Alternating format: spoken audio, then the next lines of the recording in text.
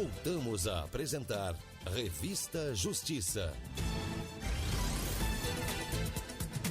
E estamos de volta com Revista Justiça 8h31. Revista Justiça. Debate. No quadro Debate hoje, vamos falar sobre as favelas do Brasil. Recentemente, uma pesquisa do IBGE mostrou que o DF tem as 3 maiores favelas da área territorial no Brasil. São elas: 26 de Setembro, Sol Nascente, Morro da Cruz 1 e 2. Os dados do censo de 2022 foram divulgados na última sexta-feira, dia 8, e segundo o levantamento, 6,3% da população da capital vive em favelas.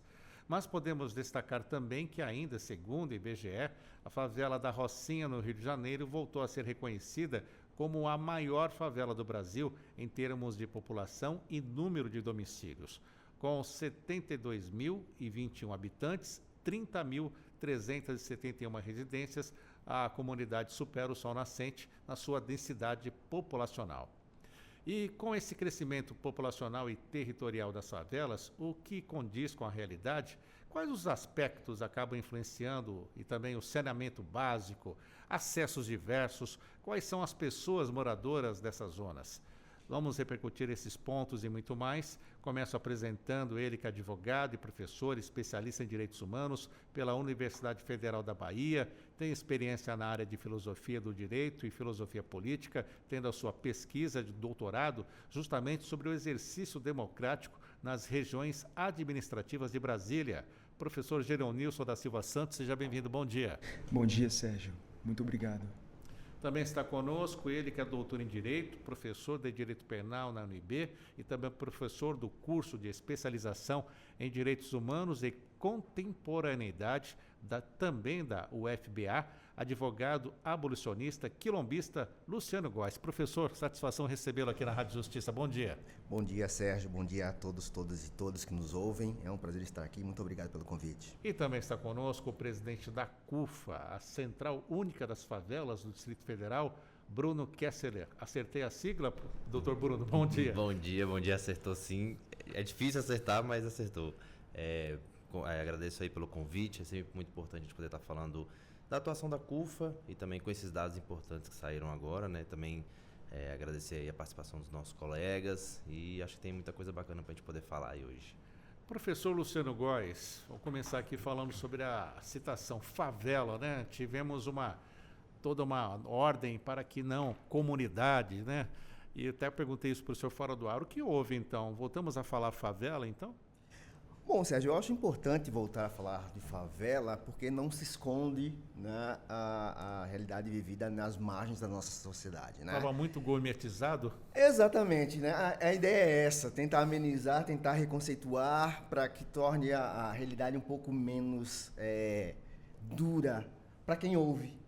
Porque para quem vive, sempre viveu nesses territórios, a realidade sempre é muito difícil, sempre muito dura e é atravessada por N violências, né? E repensar o termo favela é repensar a construção desses espaços, né? E já aproveitando que nós estamos em novembro, né, mês da consciência negra, a massificação do Brasil em termos de favela, ou seja, a favelização, ela ocorre exatamente no pós-abolição, né? Então essas áreas marginalizadas que estão na margem, e aí da margem, né, brinquei com você quando cheguei, né, da marginalidade para se tornar o marginal, foi um piscar de olhos, né? Quem está à margem do Estado vai sofrer esse processo de criminalização e em termos aí estamos falando já de letalidade policial, de violência policial, porque normalmente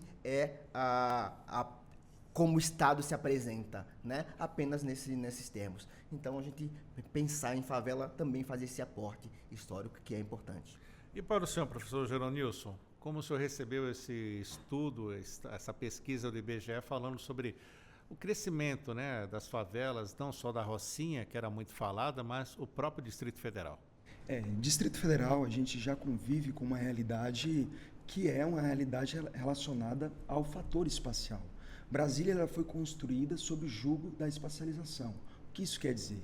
Temos um processo de espaço, de separação das regiões administrativas. Basta você pensar que uma cidade como Ceilândia, que leva, né, o centro de erradicação de invasores, é construída a léguas de distância do plano piloto. Portanto, quando nós olhamos para essas realidades, as realidades das favelas, desses conjuntos habitacionais que pecam nas estruturas urbanas, nas estruturas de exercício democrático, a gente precisa dimensionar, equalizar o papel do Estado nas políticas públicas. Então, as cidades e sobretudo, o fator urbano, nesses países em que o crescimento não acompanha a industrialização, a gente percebe, sobretudo nas favelas, um expurgo de pessoas, ou seja, é um local em que a maioria das pessoas estão totalmente fora do contexto de instrumentos de participação democrática, fora dos contextos de participação dentro da construção da urbanização. Então, cresce as cidades, mas, em contrapartida, não há participação de como essas cidades, essas favelas, são adequadas ao convívio digno. Então, quando nós falamos de moradia, não basta morar. É necessário ter moradias dignas, com instrumentos e equipamentos públicos de qualidade. Então, quando nós analisamos essa realidade de Brasília, acentuosamente o crescimento nas regiões administrativas e, sobretudo, dessas novas favelas em dimensões territoriais em Brasília, é em face da falta de amparo estatal frente ao avanço da necessidade de moradia em um país, em uma cidade, Brasília, em que a especulação imobiliária toma conta. Bruno, e onde entra a CUFA, né? Como foi que surgiu a CUFA nesse contexto aqui do Distrito Federal? Como eu comentei contigo fora do ar, conheci a CUFA do Rio de Janeiro. Agora temos também a CUFA DF, mas não é tão recente, né? Exatamente. A CUFA já existe aqui em Brasília há mais ou menos 14 anos. Eu estou à frente da CUFA fazem 11 anos. Para falar um pouco dessa participação da CUFA nesse último censo, a gente precisa voltar mais ou menos aí a mais ou menos um ano e meio, que a CUFA criou um programa chamado Favela no Mapa, né, que é onde a gente teve uma participação direta no auxílio do IBGE para coletar esses dados dentro das favelas, porque até um tempo atrás as pessoas não tinham muita noção da importância desses dados, né, para que ele serve e como isso pode impactar diretamente na construção de políticas públicas para esses territórios. Então, a CUFA participou trazendo os moradores para fazer parte também da coleta de dados, porque existem favelas que para você acessar é um pouco mais complexo, para o IBGE conseguir fazer a coleta de dados é muito mais complicado. Então, a CUFA cria o Favela no Mapa, onde os próprios moradores são os responsáveis pela coleta desses dados, para que a gente conseguisse chegar ali nos 95% de coleta de informações. Isso trouxe dados importantes, trouxe uma atualização que desde 2010 a gente não tinha em relação aos espaços, aos territórios. Isso mostra ainda mais para a gente a importância do impacto, tanto do trabalho, não somente da CUFA, mas de diversas instituições, mas também na construção de políticas públicas, e as pessoas poderem entender que esses dados são importantes justamente para entender como é que a gente vai fazer para determinados territórios melhorar a questão da saúde pública, melhorar a questão da mobilidade urbana, educação. Então, a gente conseguir construir isso de forma coletiva é extremamente importante, né? Então, esses dados, até para o trabalho da CUFA, e também comentando aqui sobre a questão da unificação do nome, a gente tinha aqui nomes absurdos, né? Como a gente estava comentando aqui, que é o caso do aglomerado subnormais, que foi usado durante muito tempo. Então, quem mora no aglomerado subnormal é um subnormal. Então, assim, o que a gente tenta, o que a gente pode tirar disso, né? Então, tinha regiões que que se falavam palafitas, comunidade ribeirinha, quebradas, né? Como se usa muito aqui em Brasília, mas a unificação é extremamente importante, porque quando a gente está aqui numa mesa falando sobre esses territórios, a gente está usando todos o mesmo termo, né? Então, a gente está falando especificamente de uma região cujo nome é favela, e comunidades urbanas agora é aceito pelo IBGE. Então, para a gente é extremamente importante isso. Pois é, temos números aqui. A Rocinha tem 72.021 moradores, Sol Nascente com 70.908 moradores, Paraisópolis lá em São Paulo, né? Aquele contraste da Zona Sul com a pobreza, 58.527 moradores. Temos ainda aqui Cidade de Deus, Alfredo Nascimento em Manaus, com 55.821 moradores. Rio das Pedras, também no Rio de Janeiro, com 55.653 moradores. E também Heliópolis, em São Paulo, outro contraste, com também mais de 55 mil moradores. É muita gente, professor. E as políticas públicas, como é que estão nesse sentido para trazer um pouco mais de dignidade? Bom, Sérgio, é complicado nós falarmos disso, né? sempre foi muito complicado porque é um assunto que normalmente não é tocado, né? O Estado, durante muito tempo, né, poderia falar que deu as costas para esses territórios, né? Mas na verdade não, né? Porque sempre houve um olhar diferenciado para isso. E a ideia do subnormal, do anormal, do criminoso está tudo vinculado, né? Então, quando nós falamos em favelas, e aí, né, a ideia de unificação do termo também traz isso.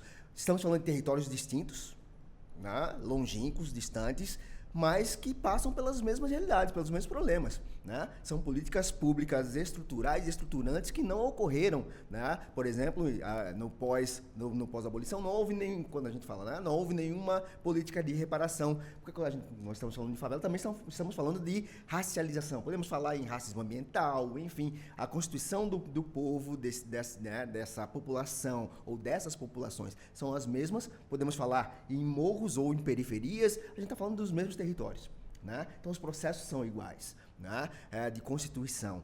Mas, na verdade, houve uma política de reparação, né, no pós-abolição. E qual foi? Não foi para esse povo, né? A única política de reparação que nós tivemos no pós-abolição foi com o Código Penal de 1890, que vai reparar a ideia de segurança, e é importante também a gente pensar na ideia de branquitude, porque vai distinguir esses territórios, né? Quando a gente fala, por exemplo, em termos de segurança pública, né, crimes próprios para a raça negra, por exemplo. Só nós poderíamos cometer esses crimes. Estava lá no Código Penal. A vadiagem, o samba, as religiões de matriz africanas e afro-brasileiras, afro-indígenas, enfim, isso tudo estava no Código Penal de 1890, né? Ou seja, todas as rodas, né, que para nós são tão importantes porque elas são herança da circularidade, que é valor civilizatório africano, né, foram criminalizadas, né? E para esse território também é importante, porque eles vão constituir esse território, vão fazer parte dessas subjetividades, né? Mas, de novo, em outras políticas não ocorreu absolutamente nada. E não ocorreu por omissão, né, estatal, podemos dizer assim, dolosa, né, juridicamente falando, né, porque o Estado brasileiro não quis fazer, né? Nunca foi interessante dar dignidade, dar uma cidadania, ou constituir a cidadania brasileira para esse povo, né? Era muito mais fácil controlar, né? E é por isso que nós temos uma diferença muito grande em termos de segurança pública, porque as operações policiais ocorrem nessas áreas. E vejam que a operação policial não é de combater a droga, não é de amenizar, né, o comércio, enfim, ou uma política pública de saúde, né? Quando estamos falando em droga, estamos falando em política pública de saúde, né? Não é à toa que quem fala o que é droga, o que não é o direito penal, né? É a Anvisa, né? Mas, pensando por outro lado, todas as questões de combate a essas substâncias, né, consideradas ilícitas, enfim, se dão de uma forma distinta nesse território. Todo mundo sabe disso, né? Não é da mesma forma que acontece nas áreas nobres, aqui em Brasília, no Rio de Janeiro, em Florianópolis, em qualquer lugar, né? Mesmo assim, a gente naturaliza isso, né? Ou seja, são espaços que a violência é naturalizada, né? Ela é tão naturalizada, tão radical, né, no termo de raiz, que não se faz, né, muita coisa nesse sentido. Continua a se reproduzir violências, né? Então, as políticas públicas, o Ministério da Igualdade Racial tem se voltado para isso também, né, olhado com um pouco mais de atenção, mas é preciso muito mais, né? É preciso muito mais, né, do que essas políticas, porque é um histórico de quase 500 anos. Daqui a pouco vamos falar justamente sobre a DPF, que trata da letalidade policial nas favelas, a segurança pública.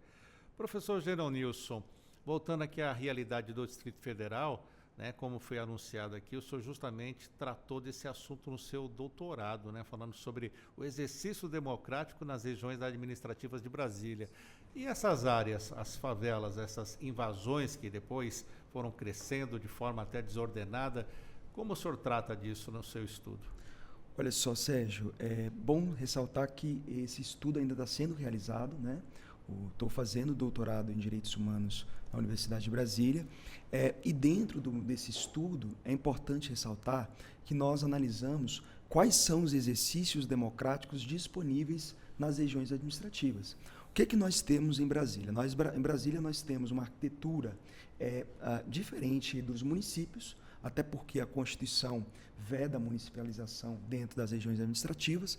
Então a gente tem um critério que é o fosso de cidadania, onde o cidadão, onde os moradores de regiões administrativas de fato podem exercer sua cidadania.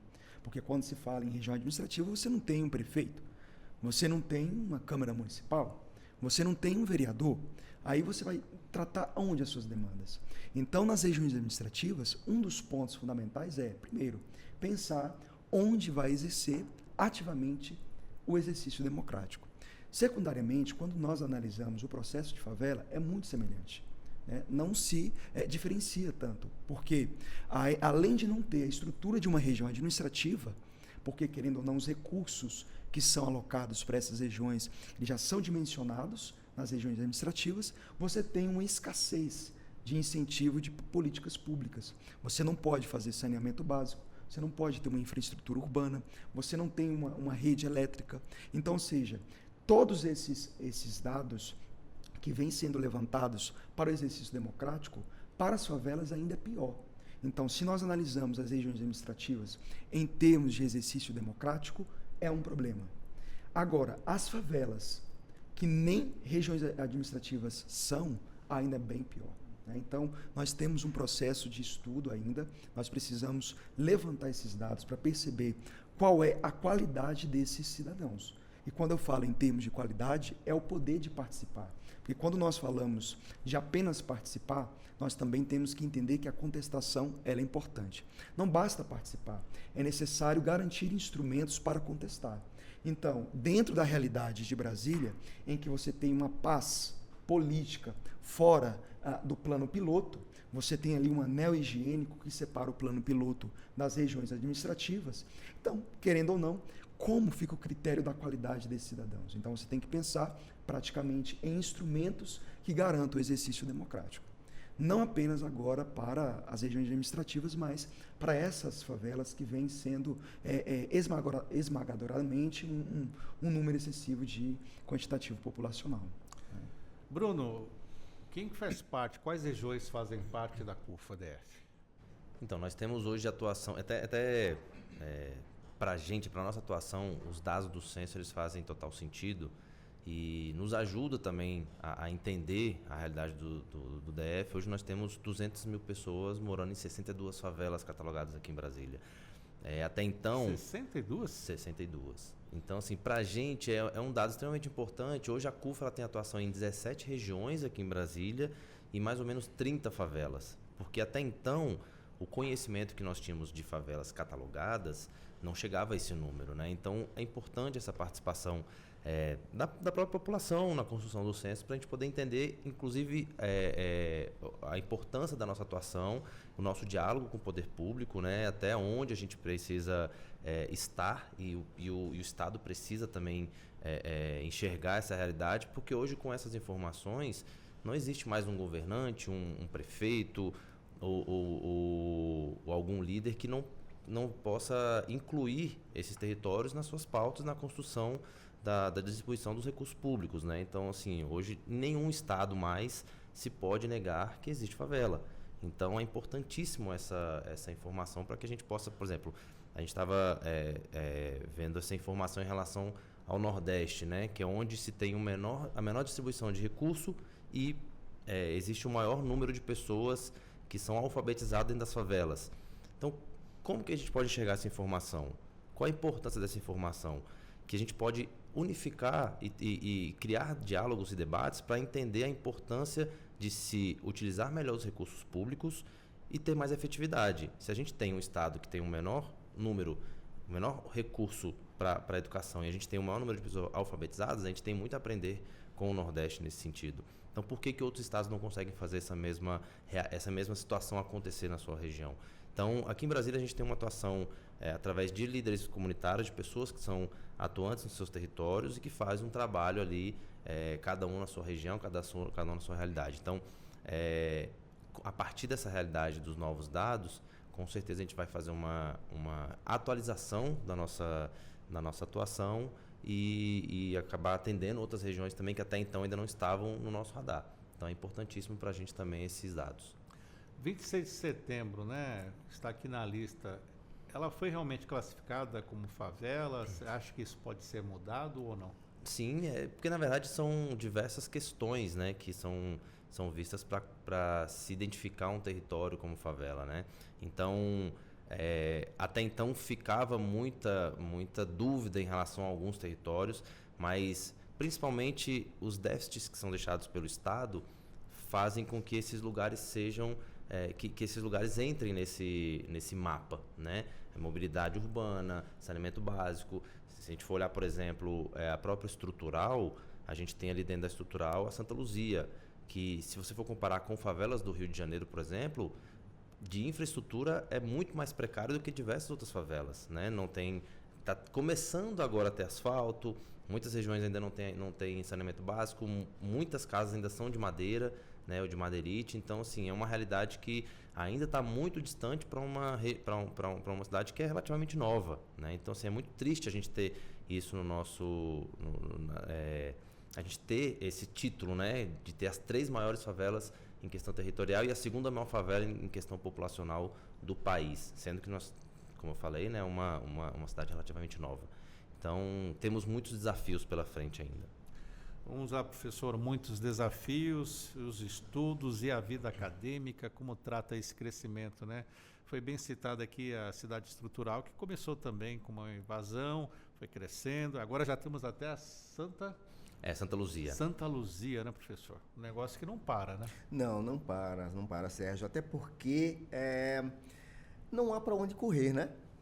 O povo que constitui essas comunidades não tem outro lugar para morar. Hoje, quando a gente fala em invasão, né, em apropriação desses territórios, exatamente essa tentativa de ser incluído numa sociedade que sempre excluiu, né? A Constituição do Brasil ela é determinada, né, por conta do nosso do racismo entre pessoas e não pessoas, né? Quem faz parte ou quem não faz parte desse território, né? Quem existe apenas para servir e quem não existe. Vejam que essa realidade, a gente muda o termo, né? Mas estamos falando das mesmas coisas, né?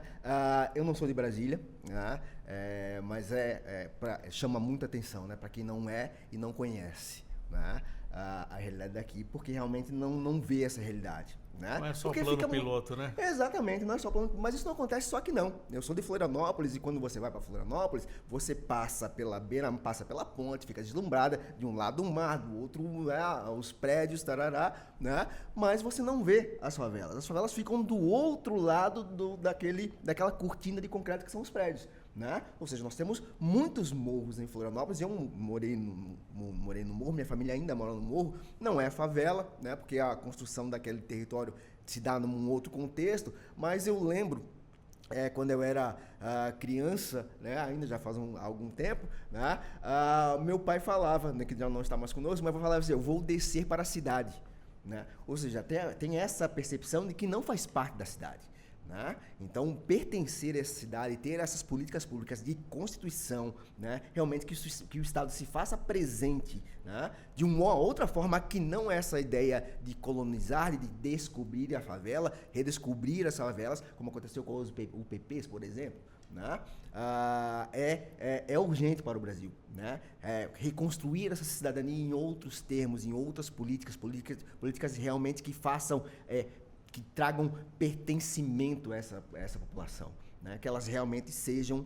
E aí nós estamos ainda no processo, né? De construção, de conquista dessa cidadania que a gente ainda está aí caminhando para isso, porque ainda vivemos, né, em espaços de subcidadania ou de negação de cidadania, né? Então, há muito que se fazer ainda. Professor Geronilson, vamos lá aproveitar o gancho aqui. O que precisamos fazer aqui no DF, principalmente? Professor Sérgio, uma questão importante que precisa mencionar, que a fala do nosso convidado aqui, é a questão da cidadania relacionada também à aquisição da moradia.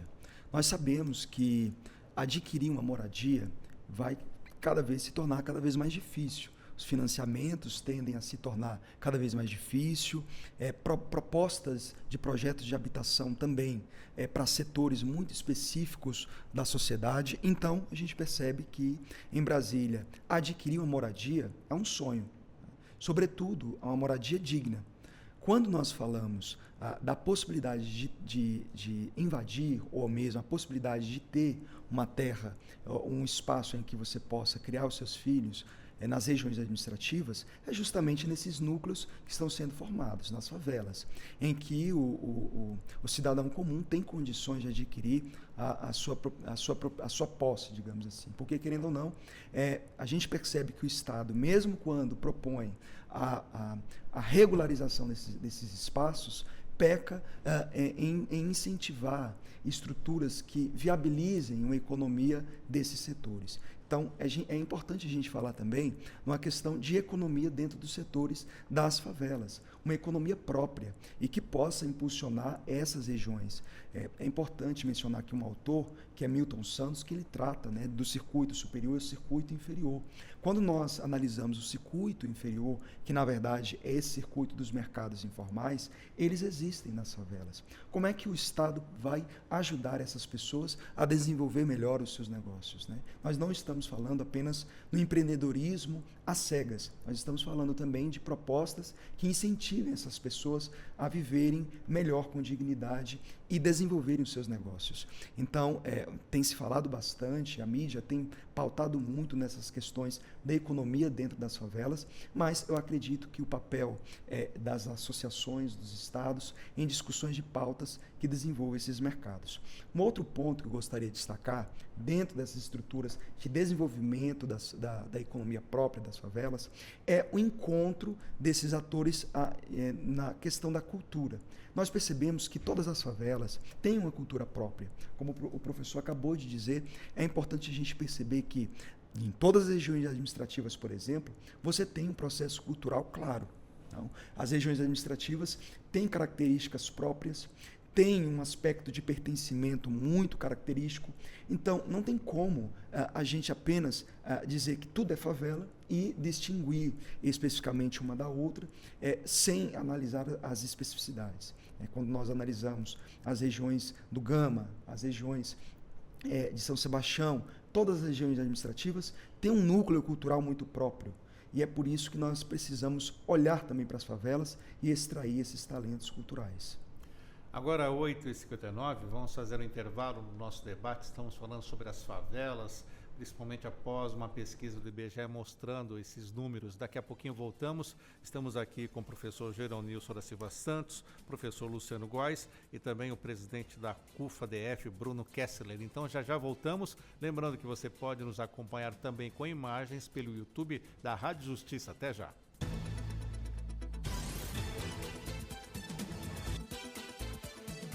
Estamos apresentando Revista Justiça.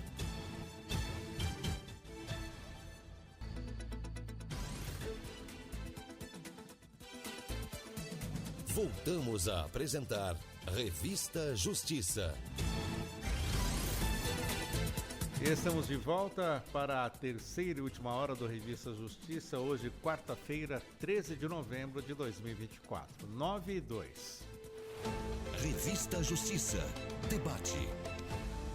De hoje, falando sobre as favelas do Brasil, tivemos uma pesquisa do IBGE, divulgada recentemente, mostrando que o Distrito Federal, por exemplo, tem as 3 maiores favelas em área territorial do Brasil.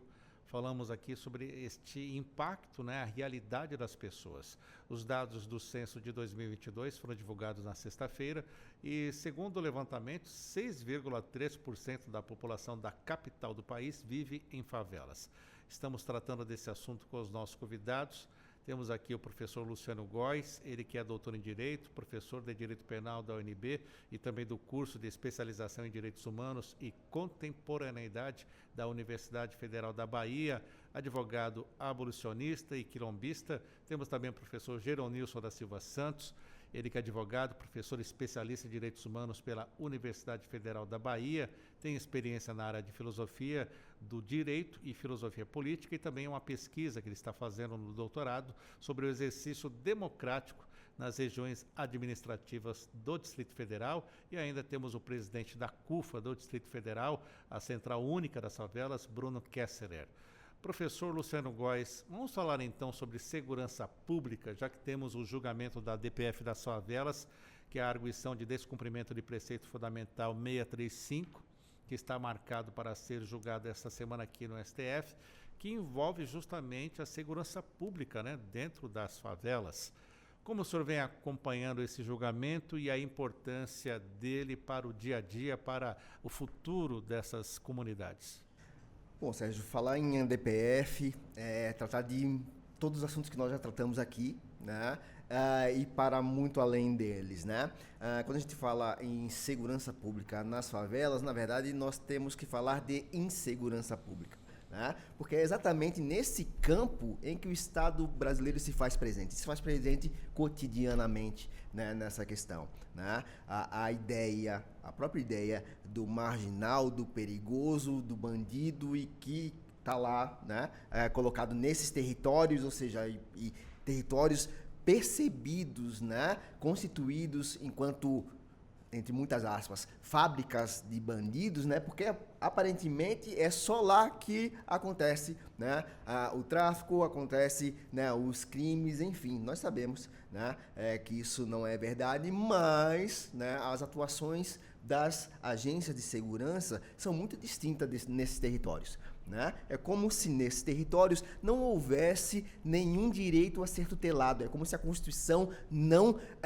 abrangesse, não acolhesse esses territórios. Sim. E isso não é de agora, né? Ou seja, não é nenhuma novidade. Portanto, a DPF ela vem colocando em debate, né, aqui no STF sobre essas questões, né? E claro, nós estamos falando de uma ação que surgiu no Rio de Janeiro, a partir do Rio de Janeiro, na pandemia, mas que as repercussões serão em todas as favelas, né? Porque dependendo da decisão da nossa corte, né, a ideia de segurança pública vai ter que ser revista, e ela tem que ser revista urgentemente, né? O número, né, os dados sobre letalidade policial, né, dizem isso. Como essa população nesses territórios é mais afetada e é quase exclusivamente afetada, né? Sobretudo a partir dessa ideia, né, que nós temos da nossa política criminal de drogas, né? Que também é atravessada pelo racismo, né? Ou seja, quando nós falamos em política de drogas, falamos de guerra contra as drogas, né? Nós estamos falando da constituição do criminoso nato, e aí a criminologia está aí colocada, né? O racismo científico está colocado, construindo esse corpo que é perigoso, que é marginal, né? Que é o anormal, que é o desviante, e tem que ser punido, né, excluído da sociedade ou até neutralizado, exterminado, né? Ou seja, é uma política vinculada à ideia de construção do inimigo que sempre está nesse território. E, de novo, né, acho que a primeira ideia que nós temos, ou o primeiro surgimento, né, por assim dizer, do conceito que hoje, né, está sendo discutido em termos de política, até em termos de, né, globais, né, da crise, o que chamamos, né, entre muitas aspas, crise climática, atrelado ao ODS 18, enfim, de racismo ambiental, né, está colocado nesse sentido, né, como esses espaços constituídos pelo racismo, né, vão colocar o Estado, né, de uma forma alheia, de uma forma paralela a isso, né, onde tudo é permitido. O poder do Estado, né, a política pública só se faz em termos de insegurança pública, né? Mas vejam que essa violência não recai apenas na população, né? E aí acho que é outro problema que nós temos que tratar. Ela também vai recair sobre agências, né, de segurança pública, né? Estamos falando dos mesmos corpos negros que morrem dos dois lados, né? São os policiais negros que mais morrem, né, nessas operações, nesses enfrentamentos, né? Então, como que a gente consegue pensar, ou até quando nós vamos conseguir continuar pensando em segurança pública sem pensar a sério, né, o racismo enquanto estruturante dessa política, né? E não apenas em termos de território ou construção do inimigo, mas inclusive em criminalização da substância, né? Vejam que a própria ideia que está sendo discutida também no STF, né, aliás, foi discutida há pouco tempo, né, a maconha. A maconha no Brasil ela é conhecida como fumo de negro, fumo de Angola, porque foi assim que ela chegou no Brasil, né? Ou seja, então pensar na nossa política de drogas a partir da maconha, e aí, enfim, cannabis medicinal, uso terapêutico, recreativo, todas as possibilidades, né, inclusive no combate à crise climática, também tem em relação a isso. Então, temos que rever essas questões para aí sim começar a pensar em segurança pública, mas que venha atrelada às questões, né, de direitos que constituem a cidadania, básicos, né? Na fala do professor, que foi muito bem colocado essas questões, que existe inclusive esse estigma negativo que a gente tem em cima do termo favela, ele passa muito pelo que o professor está falando, né? Durante vários anos foi criado muito em cima da questão da violência, da questão do tráfico, esse estigma no termo favela. Tanto é que quando a gente via muito na mídia, exato. o termo favela sempre estava atrelado a algo negativo. Quando eu faço esse exercício várias vezes, quando eu estou participando de algum debate, algum bate-papo, quando eu falo o termo favela, o que vem na nossa cabeça, né? Ninguém consegue pensar nada positivo, a não ser pessoas que têm mais relação com a pauta, mas qualquer pessoa que a gente perguntar, ninguém vai pensar em algo positivo, são somente coisas negativas. Então, a gente conseguir retirar esse estigma negativo e transformar esse estigma em carisma é fundamental para que a gente possa mostrar para as pessoas que o termo favela ele não pode ser mais visto dessa forma. Tanto é que durante alguns anos tentou-se mudar o nome favela para comunidade, né? E aí cria-se uma visão de que agora, por parte dos moradores, de que agora eu não moro mais numa favela, eu moro numa comunidade e eu estou melhor. Só que na verdade você cria uma falsa sensação de melhoria, porque na realidade não mudou nada. As pessoas moram com os mesmos problemas, têm as mesmas dificuldades, mas se mudou o nome e agora eu estou num lugar melhor. Aí até o Celso Ataíde, que é o fundador da CUFA, ele faz essa analogia, ele fala que se você mudar o nome de favela e colocar Clemon Ferrand, daqui a uns anos ninguém mais vai querer ir nesse lugar porque é um lugar estigmatizado e que não tem nada de positivo. Então, a gente precisa mostrar que nesses espaços existe potência, existe pessoas criativas, existe muitos negócios, muitas coisas acontecendo. Claro, a gente não deve romantizar essas questões, porque sim, tem problemas sociais, tem problemas de saúde, urbanos, segurança pública, mas existe muita coisa positiva que precisa ter luz, ter voz e ter visibilidade. Ainda sobre segurança pública, Bruno, como vocês estão acompanhando também, aguardando o julgamento dessa DPF, e a segurança pública, como é tratada aqui nas favelas do DF? Então, é extremamente importante porque é um problema nacional, né? Se a gente for olhar para as favelas, são os mesmos problemas em todos os territórios, né? Como o professor bem colocou, acho que não pode ser uma pauta pública, de segurança pública, somente o aumento no número de efetivo, número de viaturas. A gente precisa entender a realidade dos territórios, e aí eu volto a bater nessa tecla. Os números são extremamente importantes, porque a gente pode enxergar e trabalhar de fato políticas públicas que sejam eficazes, né? E aí se tratando de segurança pública, é extremamente importante. Quando a gente fala aqui do DF, a gente tem, claro, realidade um pouco diferente que a gente tem, por exemplo, São Paulo e Rio de Janeiro, mas a gente tem uma realidade ainda muito complexa, né? São regiões que são afastadas do centro e que a gente não tem uma atenção do Estado, a gente não tem políticas públicas que voltadas para a segurança pública sejam efetivas para esses territórios. Então, quando a gente olha o cenário nacional, a gente precisa entender que os dados são importantes justamente para que a gente possa dialogar, né? Precisa ouvir quem está lá dentro, não adianta a gente tentar olhar com o olhar de fora, mas precisa ouvir as pessoas que estão lá dentro e entender qual a necessidade real se tratando de segurança pública. Não posso olhar para um jovem que sai da estrutural ou que sai do sol nascente e marginalizar ele. A gente usa sempre um termo que é importante, e aí a gente traz a questão racial muito para essa pauta, que se eu tenho um jovem que mora ali na Santa Luzia e ele é vizinho de parede de um jovem branco, e o jovem negro, quando ele sai daquele território, ele vai aqui para o plano piloto, quem olha para ele, quem olha para o jovem branco vai falar, poxa, esse cara deve ser um médico, deve ser um dentista, deve ser um advogado, mas quando olha para o jovem negro, não sabe se ele é um motorista, se ele é um cobrador de ônibus ou se ele é um bandido. Então existe a questão racial, a gente, próprios racionais já falam sobre isso, né? A cada 4 jovens mortos pela polícia, 3 são negros, isso é uma realidade que a gente tem no nosso país. E continua, né? Esse dado é mais atual do que nunca, né? Então é extremamente importante a gente cada vez mais falar sobre isso, mas não somente falar, a gente ter de fato políticas públicas efetivas para melhorar esses resultados. Professor Geronilson, a DPF, violência, né? E sempre lembro da falta, né, do Estado dentro dessas comunidades, dessas favelas. Como o senhor também acompanha essa questão da segurança pública, já que é algo nacional, não só local, né? A militarização da segurança pública é de fato um problema. Por quê? Porque o cidadão ele é visto como um inimigo, como bem o professor Góes tratou. Ou seja, o cidadão é visto como alvo. Então, o aparato para tratar a segurança pública é um aparato de guerra.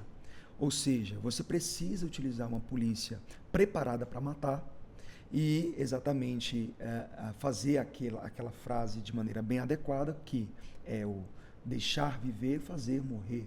Então, saber exatamente que alguns setores, de fato, vão para o extermínio, ou seja, os espaços de morte, os termos que o professor Achille Mbembe chama de necropolítica, ou seja, políticas do Estado voltadas para matar. Então, evidentemente que, como o professor trouxe, são de ambos os lados. Então, a gente não pode dizer apenas que nessas estruturas apenas os civis estão morrendo, todos estão morrendo, e a gente precisa se preocupar com isso. E uma coisa, Sérgio, que eu tenho conversado com alguns colegas, é que nós estamos numa dimensão que chega a ser o ponto do não retorno. Ou seja, uma situação tão grave, uma crise institucional tão grande, em que alguns paraestatais ou alguns conjuntos que fazem justiça por fora ou a ausência estatal durante tanto tempo leva ao crescimento e o fortalecimento de setores paraestatais, levando o enriquecimento desses setores, levando o fortalecimento de gangues e, evidentemente, levando também a dificuldade de resolver essa situação. Então, nós podemos até falar que chega a um ponto que, se nada for feito, é o ponto de não retorno, em que não apenas processos de intervenção serão satisfatórios, mas também de retomar esses conjuntos para uma realidade, para uma paz necessária. E aqui eu quero fazer um gancho necessário ao ponto das patologias urbanas que crescem nesses conjuntos. Ou seja, um adoecimento mental, evidentemente, porque essas pessoas que têm seus parentes mortos, essas pessoas que veem a todo instante pessoas morrendo, seus filhos, crianças, isso leva a um imaginário muito ruim, né? O nosso convidado da CUFA trouxe aqui realmente uma realidade que, de fato, identificar as favelas, a morte, identificar as favelas a várias tragédias, nos levam a questões que, no imaginário popular, é só negatividade. E isso é muito ruim, né?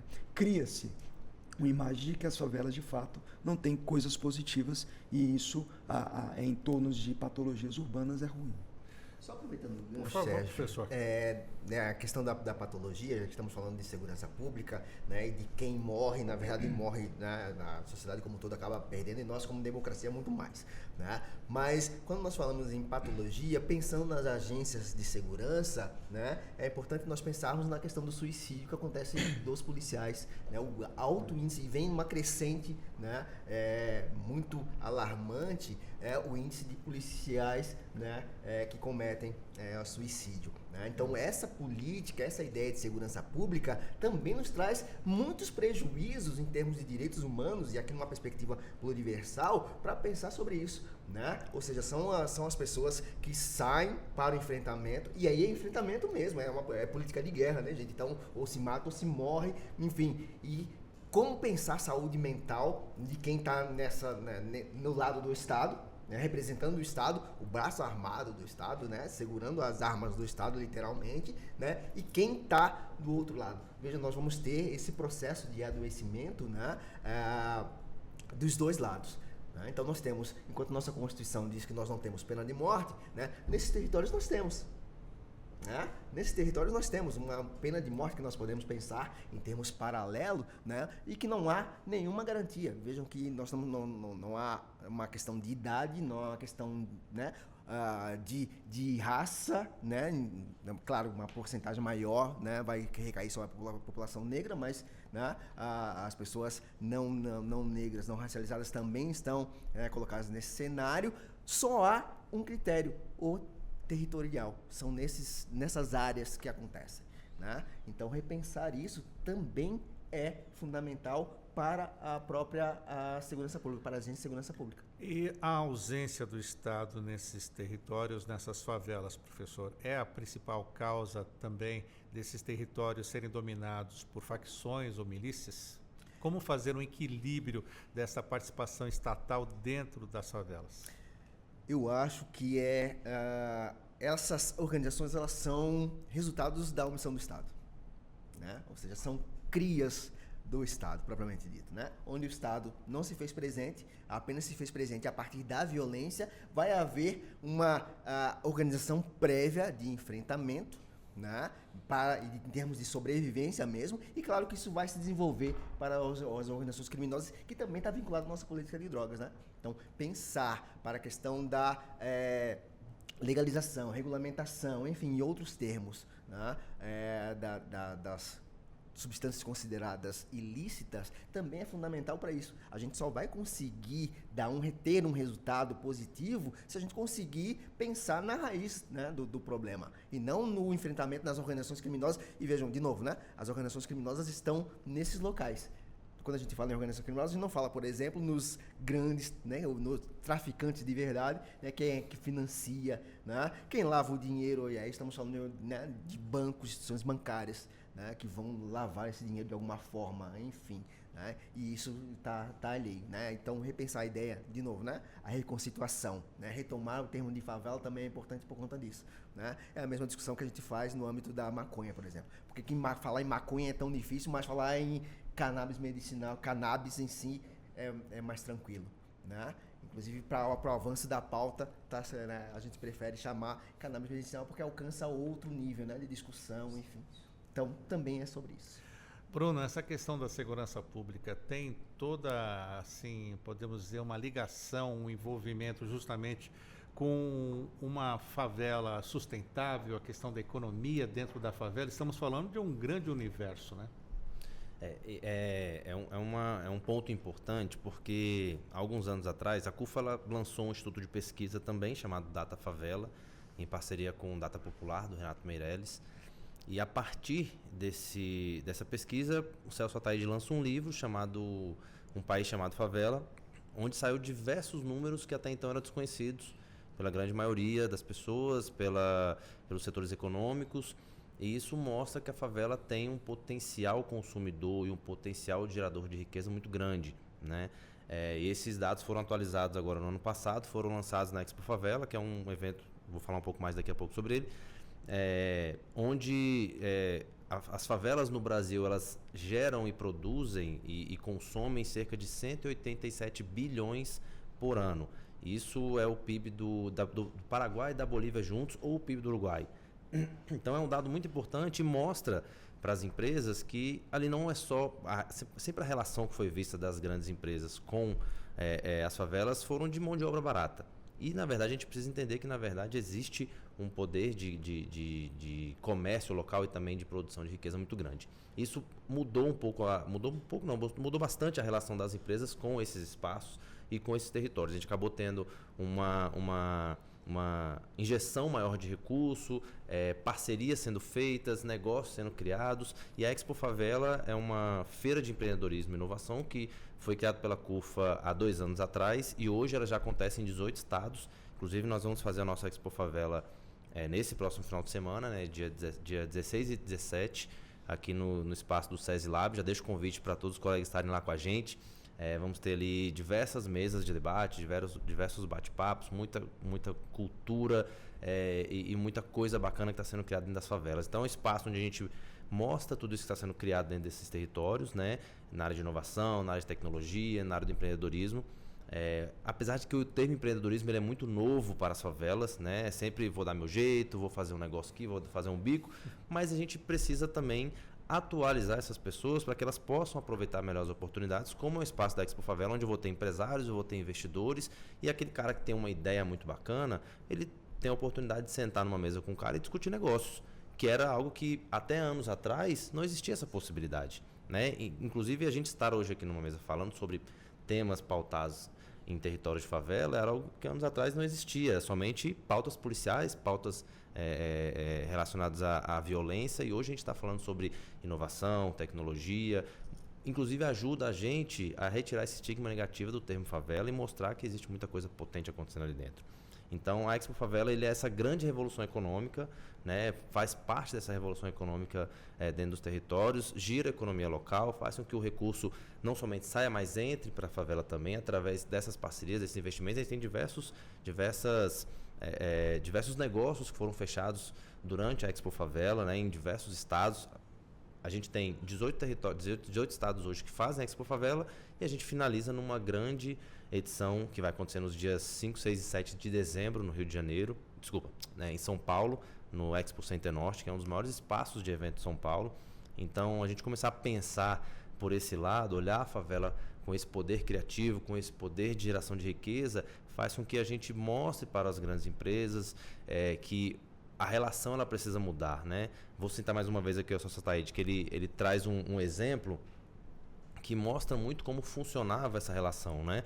Que as favelas sempre foram vistas como grandes laboratórios, né? As grandes empresas como cientistas e os moradores como camundongos. Cobaias. Como cobaias. Então a gente precisa entender, na verdade, que quem está na favela produzindo sem acesso à informação, sem acesso a recursos financeiros, tem muito a ensinar também quem está do lado de cá, né? Produzindo também. Então a gente entende que é uma relação de troca para os dois lados. Não pode ser somente uma via de mão única, né? Tem que ser realmente uma relação que tenha benefício para ambos os lados. Então a Expo Favela traz essa possibilidade, essa oportunidade, e com certeza a gente está na segunda edição agora aqui em Brasília.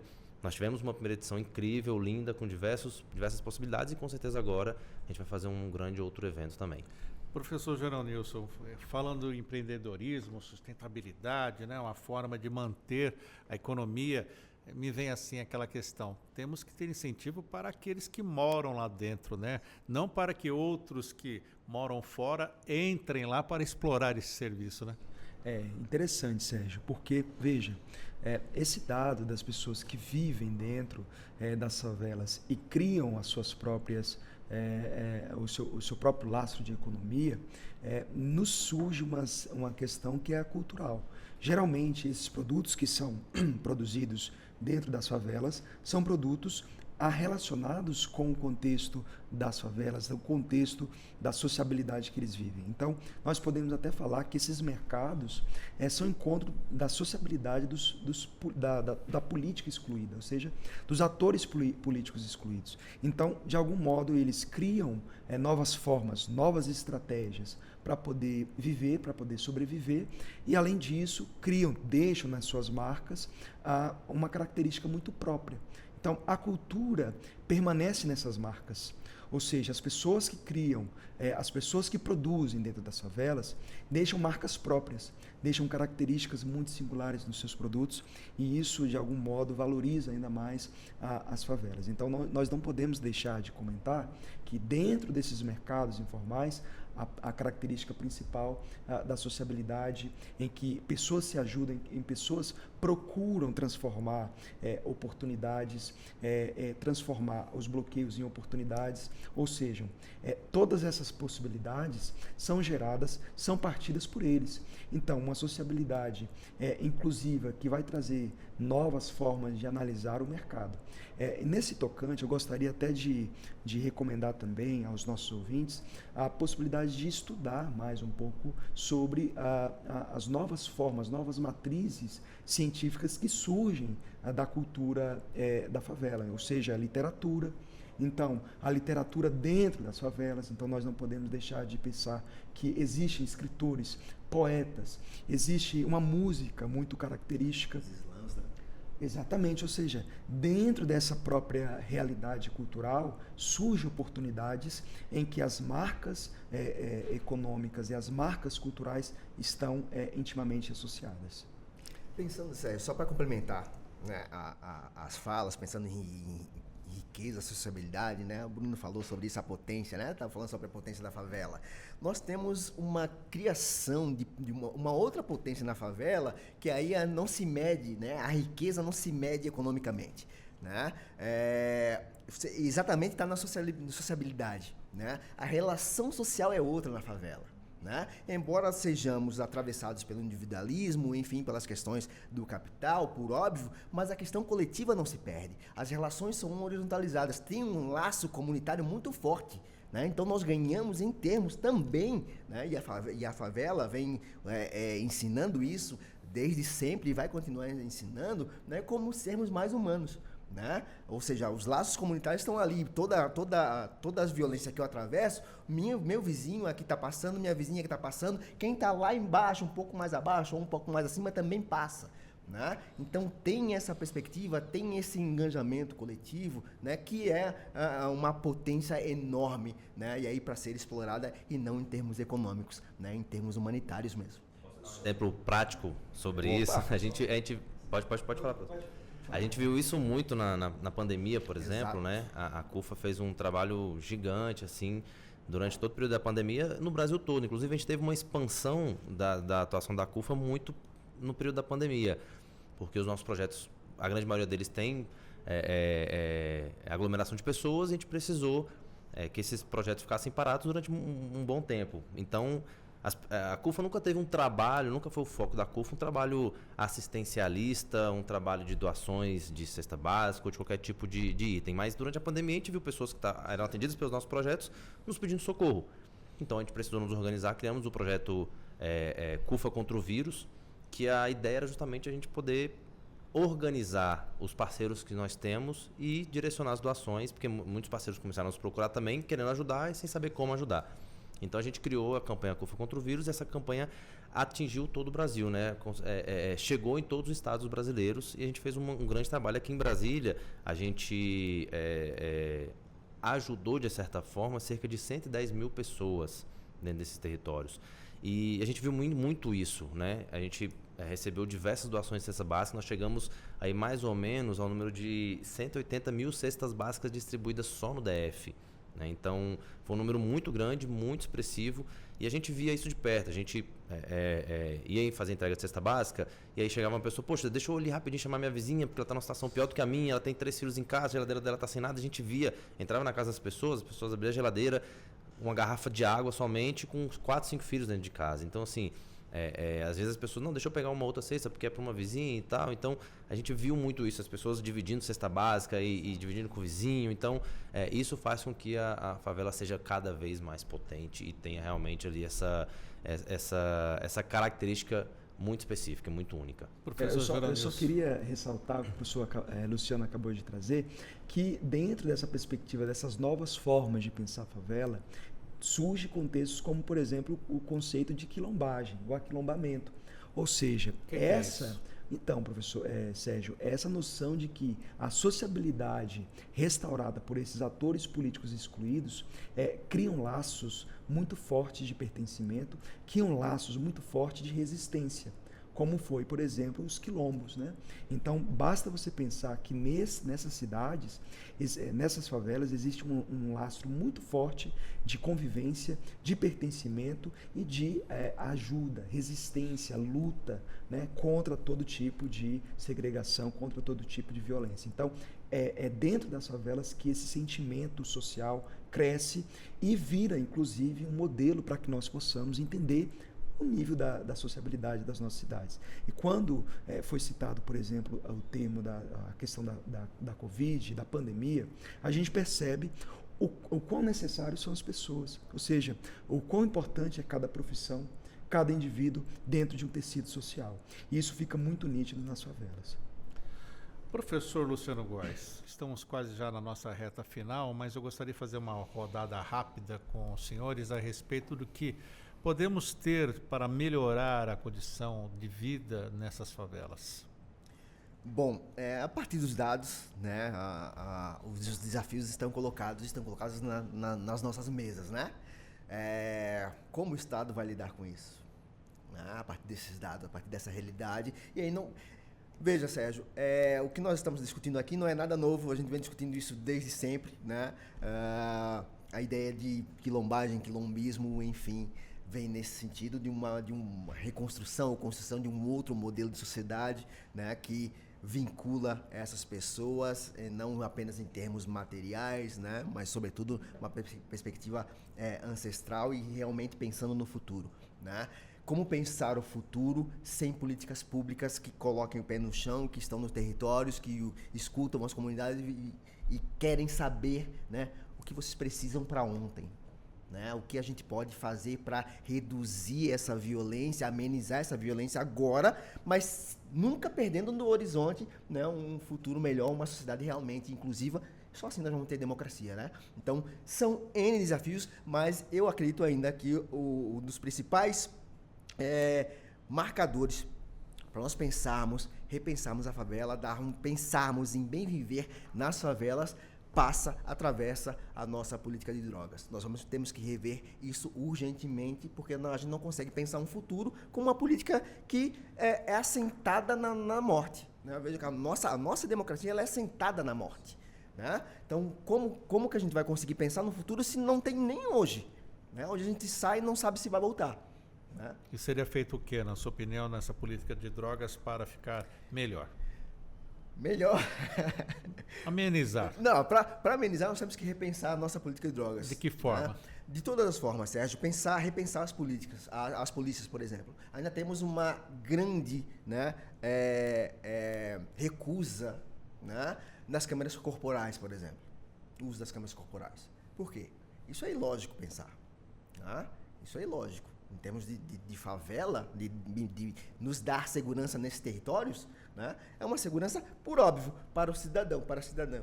Né? Que aquilo está sendo gravado pode ser uma prova, ou seja, não vai acontecer porque está sendo transmitido. Outros problemas surgem nesse contexto. E como a letalidade caiu com o uso dela. Exatamente. Mas também protege o policial. Sim. Né? Ou seja, não nos traz mal nenhum.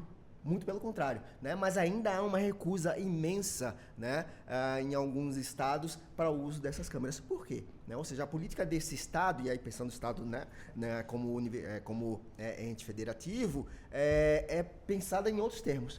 Não nos termos, inclusive, não na favela como lugar, né, de direitos. Né? E isso tem que mudar.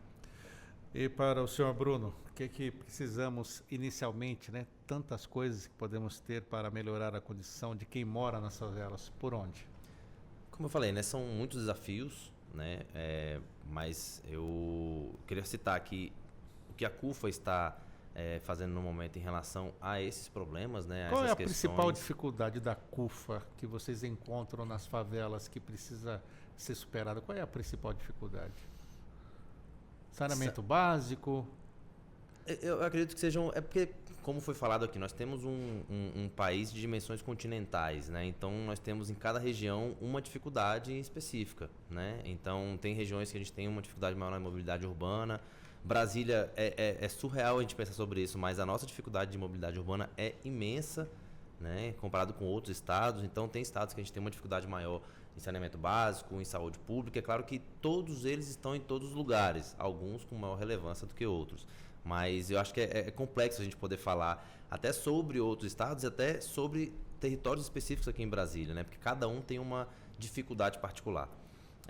E sobre essa questão, a gente está, nesse momento, a gente acabou de terminar uma participação, quer dizer, nós vamos ter a participação no G20, que vai acontecer agora em dezembro, no Rio de Janeiro, e é extremamente relevante e importante estar acontecendo no Rio de Janeiro, já que agora nós temos a maior favela do país no Rio de Janeiro.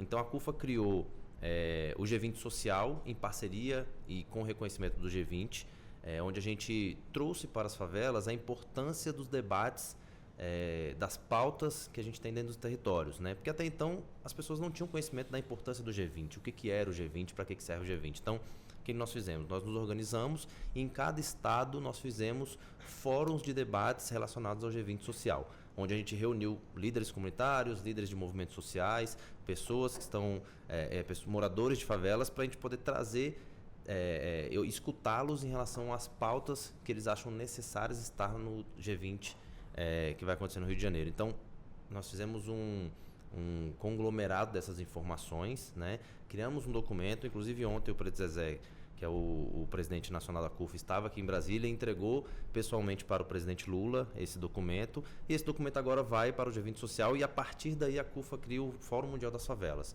onde a gente vai ter um grande encontro, não somente com líderes do Brasil, mas com líderes de diversos países, onde a gente tem CUFA hoje em 51 países, discutindo problemas comuns e encontrando também soluções para esses territórios. Então, eu acho que essa participação social, essa participação popular e o nosso governo entendendo essas demandas faz com que a gente passe a olhar para esses problemas de uma forma diferente.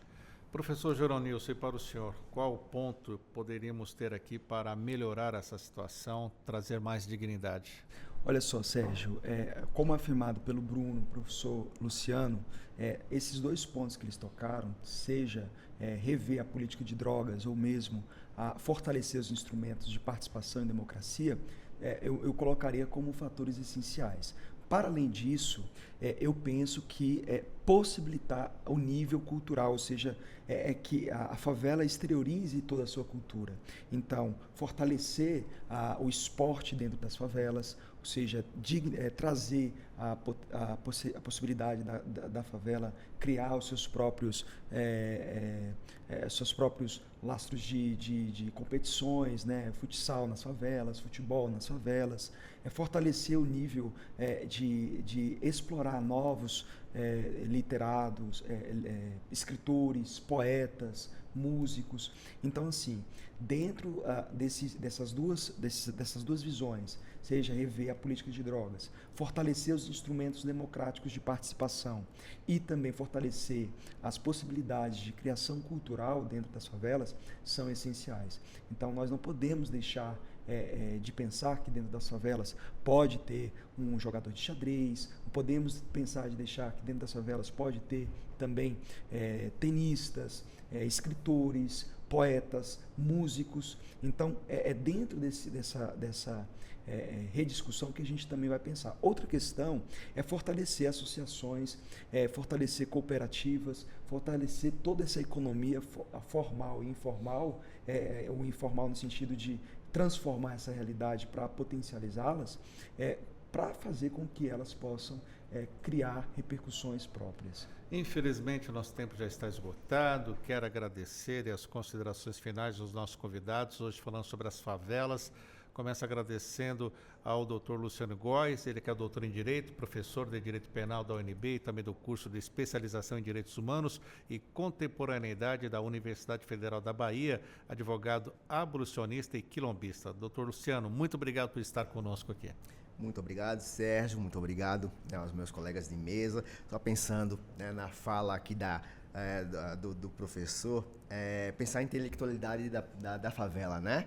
Pensar em Carolina Maria de Jesus. As favelas ainda são os nossos quartos de despejo em que a Casa Grande ainda necessita desses lugares para servir, né? E não é só isso, são lugares para subverter a ordem e construir a sociedade em outros termos, né? A favela ou as favelas, né, possuem uma potencialidade imensa em todas as áreas, né? Isso tem que ser explorado, e aí explorado no melhor sentido, no sentido mais humano possível da concepção. Muito obrigado, até a próxima. Também Bruno Kessler, presidente da CUFA, Central Única das Favelas do Distrito Federal. Obrigado por estar conosco, Bruno. Eu que agradeço o convite, também agradecer aí a contribuição e também as falas dos amigos, dos parceiros convidados, e deixar aqui mais uma vez o convite, né, para as pessoas que acompanham a rádio, que estão os ouvintes com a gente, que estejam com a gente na Expo Favela, dia 16 e 17 agora de novembro, sábado e domingo, no SESI Lab, a partir das 13 horas. Vai ser um grande encontro. SESI Lab aqui na rodoviária, né? Exatamente, ao lado da rodoviária, na frente do CONIC, atrás da Biblioteca Nacional. Então vai ser um grande evento, com muita cultura, muita arte, mas também muito empreendedorismo, muitos negócios sendo fechados, e com certeza vai ser um evento muito bonito. E eu queria finalizar aqui também com uma fala do Celso Ataíde, que eu acho extremamente relevante e importante para o que a gente falou aqui hoje, que ele fala o seguinte, que ou a gente aprende a dividir a riqueza que o nosso país gera, ou também nós seremos obrigados a conviver com as mazelas que nós mesmos criamos a partir dessas desigualdades. Então, vamos nessa. Também agradeço ao advogado, professor especialista em Direitos Humanos pela Universidade Federal da Bahia, com experiência na área de Filosofia do Direito e Filosofia Política, professor Geronilson da Silva Santos. Professor, obrigado por estar conosco também. Até a próxima. Obrigado, Sérgio. Obrigado, Bruno. Obrigado, Luciano. Para mim foi um prazer, um privilégio estar com vocês. Acredito que o debate ele não se encerra aqui. A gente precisa continuar a discutir. Inclusive, eu deixo como algumas referências ao exercício da cidadania do professor Milton Santos. Então, o Espaço do Cidadão, um livro muito interessante que os ouvintes também podem procurar. Um livro também que é muito interessante, uma ressalva da professora Hermínia Maricato, mas ele é essencial para compreender a questão das favelas em nível mundial, porque não apenas no Brasil, mas tem favelas em todos os lugares. Então, Planeta Favela, de Mike Davis, que é um livro essencial para tratar também dessas questões que nós discutimos. Mais uma vez, agradeço ao convite e fico no aguardo para uma próxima discussão. Com certeza. Muito obrigado aos nossos convidados. Lembrando que esse debate vai ficar disponível também lá no canal da Rádio Justiça no YouTube. 9h44, intervalo e na volta o nosso giro de informações do Poder Judiciário Brasileiro. Até já.